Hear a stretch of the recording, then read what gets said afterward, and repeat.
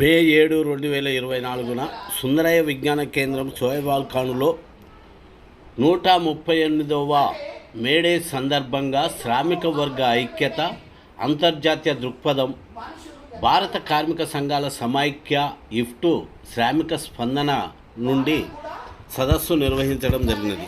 ఈ సదస్సులో షేక్ వాలీ మాట్లాడుతూ కార్మికులు ఎన్నో దశాబ్దాలుగా కొట్లాడి సాధించుకున్న 8 గంటల పనిని ఈరోజు ఈ 10 ఏళ్ల కాలంలో భారతీయ జనతా పార్టీ బీజేపీ అధికారంలోకి వచ్చినాక మళ్ళీ 12 గంటల పనిని అమలు చేస్తున్నందుకు సిగ్గుచేటు. అందుకోసమే ఈరోజు శ్రామిక వర్గ మొత్తం ఐక్యం కావాల్సిన అవసరం ఎంతైనా ఉంది. దానికోసము నువ్వు అంబేద్కరిస్టు చెప్తావా, మార్క్సిజం చెప్తావా, లెనినిజం చెప్తావా, ఏది చెప్పినా శ్రామిక సమస్యలపైన 8 గంటల పని కోసం అందరం ఐక్యంగా కొట్లాడవలసిన అవసరం ఉందంటూ మాట్లాడారు.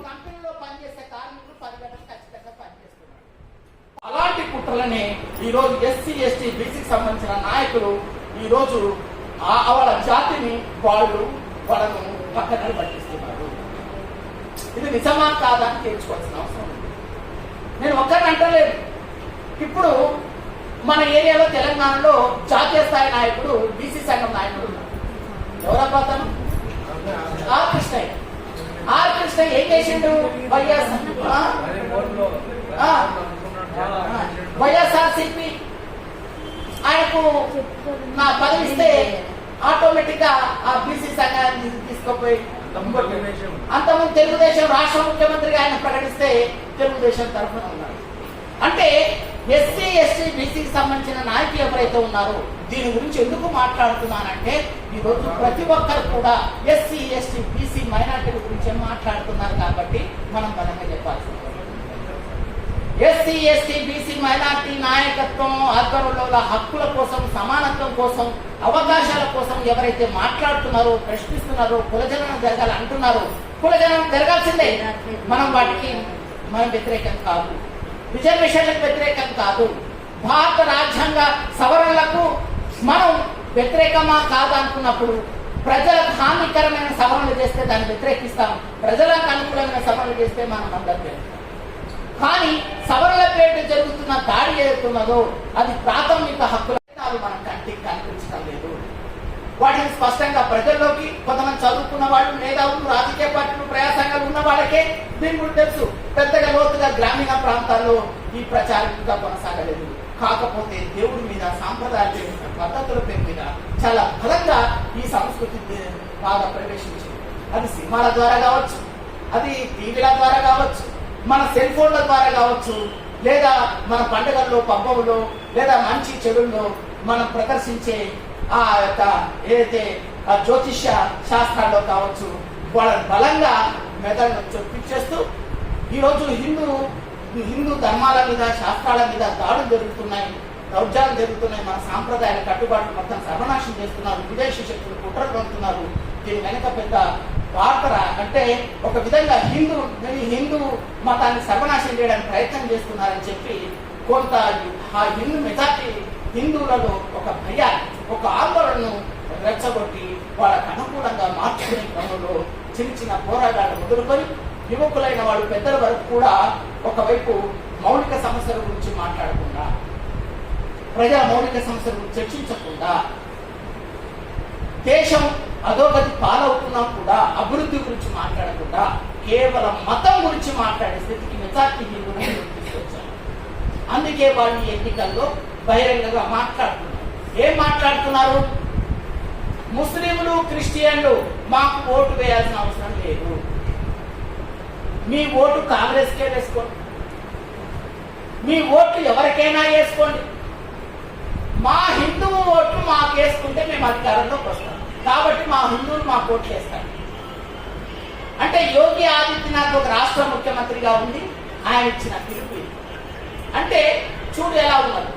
ఈరోజు రిజర్వేషన్ల మీద ఒక బహిరంగ చర్చ జరుగుతా ఉంది. రిజర్వేషన్లు ఉంటాయో పోతాయో తెలియని పరిస్థితుల్లో ఏ రిజర్వేషన్ల హక్కు కోసం మాట్లాడుతున్నారు. చాలా మంది దళిత నాయకులు చాలా మంది ఆర్ఎస్ఎస్ భావాధారం కలిగిన అధికార బీజేపీ సభ్యులు చేరి తమ వ్యక్తిగత రాజకీయ ప్రయోజనాలు చూస్తున్నారు. కానీ అంబేద్కర్ పోరాట స్ఫూర్తిని, అంబేద్కర్ ఆలోచన కొనసాగిస్తున్న వాళ్ళు అంబేద్కర్ ఆలోచన విధానానికి తూట్లు పొడుస్తున్న పరిస్థితిని మనం చూస్తున్నాం. ఎందుకు అంటే నాకు అంబేద్కర్ మంచి సూట్ వేసుకోమన్నాడు, మంచి బూట్లు వేసుకోమన్నాడు, నీట్గా ఉన్నామన్నాడు, సమానత్వాన్ని కోరుకోమన్నాడు, మీకు ఇష్టమైన ఆహారాన్ని తీసుకోమని చెప్పాడు. ఏమి అందరు సంపాదించుకోవడం నువ్వెందుకు సంపాదించుకోవడం అనుకుంటున్న వాళ్ళు కూడా నువ్వు రాజకీయంగా అందరూ ఎదుగుతున్నావు, నువ్వెందుకు ఎదగవద్దు, అన్ని సమానాలు కావాలి, సమానత్వం కావాలి, అవకాశాలు కావాలని కోరుకుంటున్నప్పుడు వాటికి వ్యతిరేకంగా పనిచేస్తున్న మతత్వ సంస్థలకు తోడుగా ఈరోజు మనం చెప్పొచ్చో చెప్పకూడదో తెలియదు, కానీ ఎంఆర్పిఎస్ ముసుగులో జరుగుతున్న ఏదైతే దాడి ఉందో అది చాలా భయంకరంగా ఈరోజు ముందుకు వచ్చింది. అందరినీ ఆలోచింపజేస్తా ఉంది.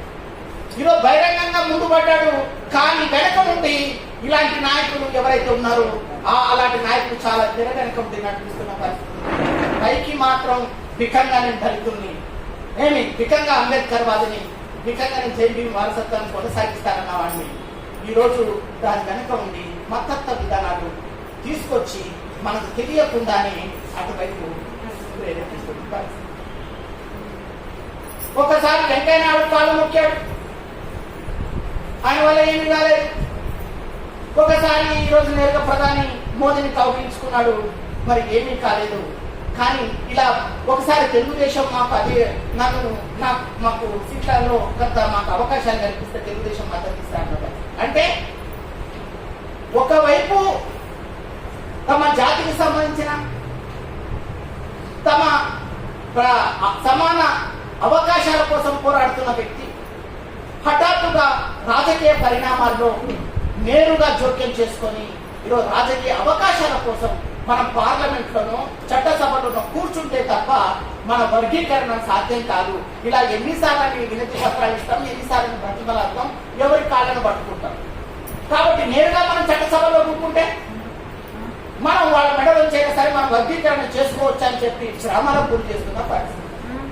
ఈరోజు అభివృద్ధి నిరోధక అవకాశవాద దళారి పాలకవర్గ పార్టీలు ఏవైతే ప్రజలను ఓటు బ్యాంక్ రాజకీయాల కోసం మళ్లించి క్రమలకు గురి చేసి వాళ్లకు తమకు అనుకూలంగా ఏ అవకాశాలు ఏవైతే హామీలు ఇస్తారు ఆ హామీలకు అనుగుణంగా ఓట్లను కొల్లగొట్టే పరిస్థితి మరలా ముందు రోజుల్లో రాబోతుందని వస్తుందని మరి వాడు చెప్పకనే చెప్తా ఉన్నాడు. కాబట్టి ఇవాళ దీని మీద కార్మికవాద దృక్పథం కావచ్చు, రైతాంగ సమస్యలు కావచ్చు.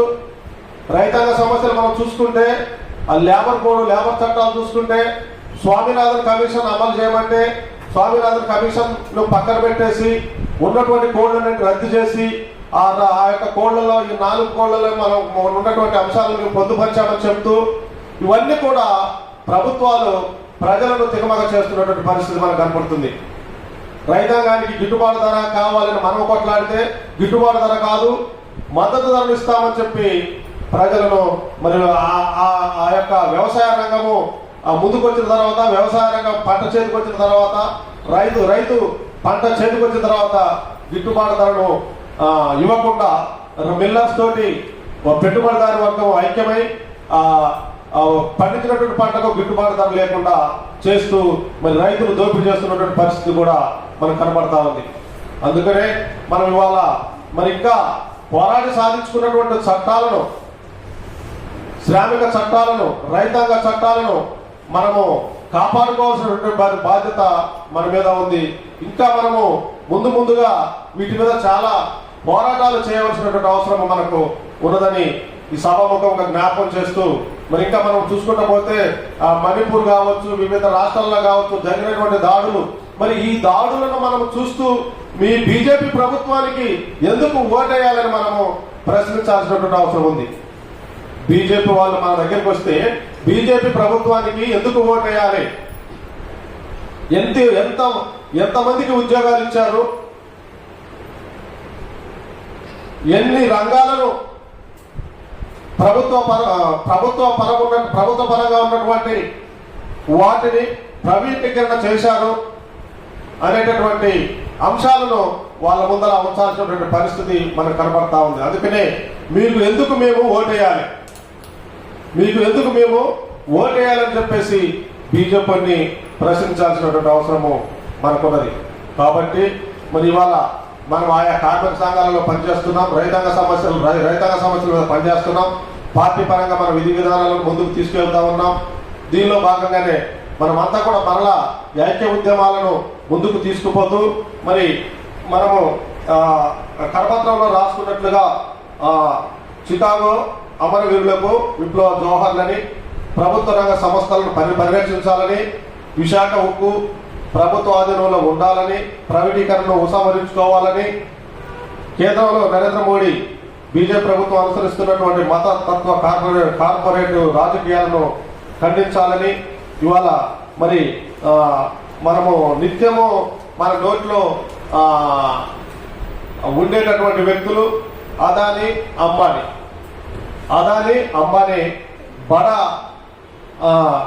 బడా బాబులకు మరి ఈ ప్రభుత్వాలు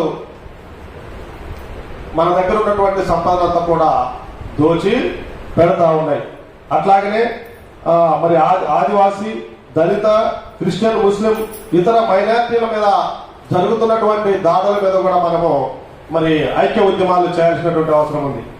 ఇవాళ మనం చూస్తున్నాం ఎక్కువగా జరుగుతున్నటువంటి దాడులు క్రిస్టియన్, ముస్లిం మీదనే బీజేపీ ప్రభుత్వం గురిపెట్టింది.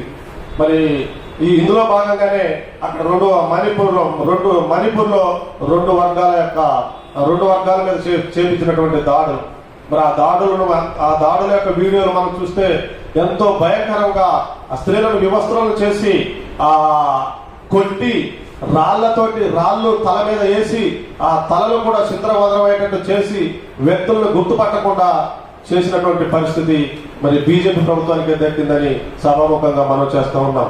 ఇన్ని దాడులు జరిగినా కానీ మరి నరేంద్ర మోడీ గారు ఎక్కడ కూడా ఇంత ఖండన ఇచ్చినటువంటి పరిస్థితి లేదు. కాబట్టి మరి వీటన్నిటి మీద మనము మేల్కొని ఐక్య ఉద్యమాలు చేయాల్సినటువంటి అవసరము ఎంతైనా ఉందని సభాముఖంగా తెలియజేస్తూ ఈ అవకాశం ఇచ్చినటువంటి అధ్యక్షుల వారికి విప్లవాభివందనాలు తెలియజేస్తూ ముగిస్తూ ఉన్నాం.